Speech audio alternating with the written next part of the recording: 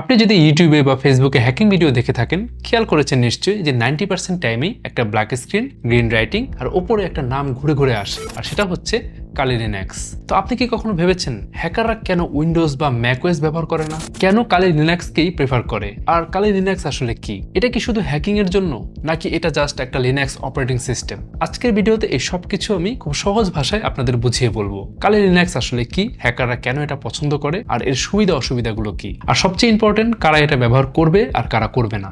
High, আপনি দেখছেন cubits take, সাথেই থাকুন।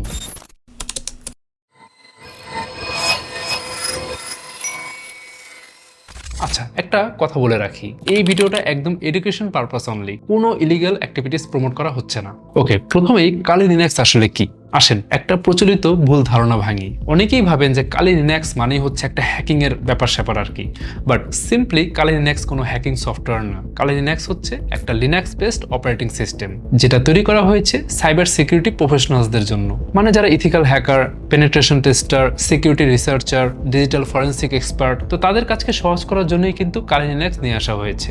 তো কালি লিনাক্স আসলে তৈরি করেছে অফেন্সিভ সিকিউরিটি নামের একটা সাইবার সিকিউরিটি কোম্পানি। তো এটা আগে ছিল ব্যাকট্র্যাক লিনাক্স, তারপরে সেটার আপডেটেড ভার্সন হিসেবেই কালি লিনাক্স এসেছে। যাই হোক, আমাদের ডিসকাশনের বিষয় হচ্ছে হ্যাকাররা কেন কালি লিনাক্স ব্যবহার করে। প্রথম কারণ হচ্ছে আগে থেকে 600+ সিকিউরিটি টুলস ইনস্টল করা থাকে। নর্মালি উইন্ডোজ বা লিনাক্সে আপনাকে আগে টুল খুঁজতে হবে, ডাউনলোড করতে হবে, তারপর কনফিগার করতে হবে, বাট কালি লিনাক্সে এসব কিছু কিন্তু আগে থেকে রেডি থাকে। এর মধ্যে আছে এনম্যাপ নেটওয়ার্ক স্ক্যানের জন্য, তারপর মেটা এক্সপ্লয়েট ফর এক্সপ্লয়টেশন, তারপর ওয়ারশার্ক যেটা কিনা প্যাকেট অ্যানালাইসিসের জন্য, ওয়াইফাই টেস্টিং এর জন্য দেওয়া আছে এয়ারক্র্যাক এনজি, তারপর বার্ব সুইট এটা হচ্ছে ওয়েব সিকিউরিটি টেস্টিং এর জন্য, তারপর most famous John the Ripper বা হ্যাশক্যাট আপনি পাবেন পাসওয়ার্ড টেস্টিং এর জন্য, then Hydra for brute force testing, আর ডেটাবেস টেস্টিং এর জন্য তো এসকিউএল ম্যাপ আছেই। এক কথায় যদি কালি লিনাক্সকে রিনেম করি তাহলে এটাকে বলা যায় একটা ডিজিটাল টুল বক্স। আচ্ছা, হ্যাকিং এ কালি লিনাক্স ইউজ করার 2 নম্বর রিজন হচ্ছে কালি লিনাক্স একদম ফ্রি অ্যান্ড ওপেন সোর্স। কোনো লাইসেন্স করা লাগে না, কোনো টাকা দিতে হয় না। ওপেন সোর্স হওয়ার কারণে যে কেউ কোড দেখতে পারে, নিজের মতো করে কিন্তু চেঞ্জ করতে পারে, আর নতুন টুল কিন্তু অ্যাড করতে পারে। এই জন্যই কিন্তু কালি লিনাক্স সবসময় আপডেট থাকে আর নতুন vulnerability ফাস্ট সাপোর্ট পায়। 3 নম্বর রিজন হচ্ছে প্রাইভেসি আর অ্যানোনিমিটি সাপোর্ট। দেখেন, একজন হ্যাকার ইথিক্যাল হোক বা না হোক, সবসময় কিন্তু সে চায় নিজের আইডেন্টিটি হাইড রাখতে। তো কালি লিনাক্স এটা খুব সহজ, কারণ লাইভ ইউএসবি হিসেবে কিন্তু চালানো যায়, কোনো হার্ড ডিস্কে ডেটা সেভ হয় না, ভার্চুয়াল মেশিনে চালানো যায়, আবার টর নেটওয়ার্ক সাপোর্ট আছে, দেন ম্যাক অ্যাড্রেস কিন্তু স্পুপ করা যায়, তারপর আবার ডিস্ক এনক্রিপশন সাপোর্ট আছে। সহজ কথায় কাজ শেষ, ইউএসবি খুলে ফেললেন, কোনো ট্রেস নেই। 4 নম্বর কারণ হচ্ছে ডকুমেন্টেশন আর কমিউনিটি। তো কালি লিনাক্সের অফিসিয়াল ওয়েবসাইট আছে, একদম ডিটেইল ডকুমেন্টেশন আছে, এছাড়া নিজস্ব কিন্তু ফোরাম আছে, কোনো প্রবলেমে পড়লে কিন্তু আপনি হেল্প পাবেন। এছাড়াও হাজার হাজার ইউটিউব টিউটোরিয়াল তো আছেই ভাই। এক কথায় কেউ একেবারে নতুন হলেও বেসিক আইডিয়া যদি থাকে তাহলে কালি লিনাক্সে কিন্তু লার্ন করা ইজি।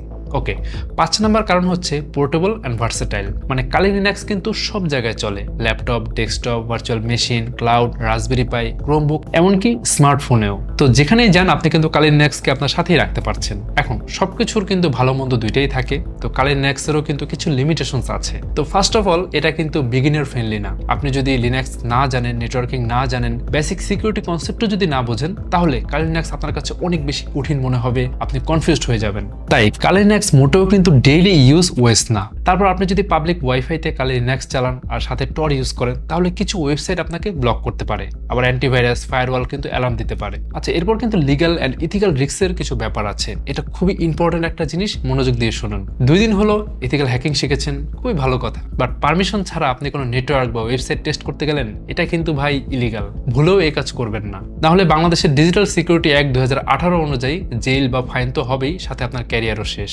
যাই হোক, এখন বলি কারা কালি লিনাক্স ব্যবহার করবে। প্রথমত, আপনি যদি সাইবার সিকিউরিটি স্টুডেন্ট হন, প্রফেশনাল ইথিক্যাল হ্যাকার হন, network engineer, penetration tester, digital forensic learner, তাহলে আপনি কালি লিনাক্স ইউজ করতে পারেন। বাট ক্যাজুয়াল ইউজার বা অফিস ওয়ার্ক ইউজারদের কোনো দরকার নেই কালি লিনাক্স ইউজ করার। আচ্ছা, একটা কথা বলে শেষ করি, কালি লিনাক্স হ্যাকার বানায় না, আসলে এটা হ্যাকারকে আরো বেশি পাওয়ারফুল করে। এটা এমন একটা জিনিস যার ভালো বা খারাপ নির্ভর করে ইউজারের উপর। আশা করি এই ভিডিওটা দেখার পর কালি লিনাক্স নিয়ে আপনার অনেকখানি কনফিউশন ক্লিয়ার হয়েছে, মিথ ভেঙেছে, আর রিয়েলিটিটা আপনি কিন্তু বুঝতে পেরেছেন।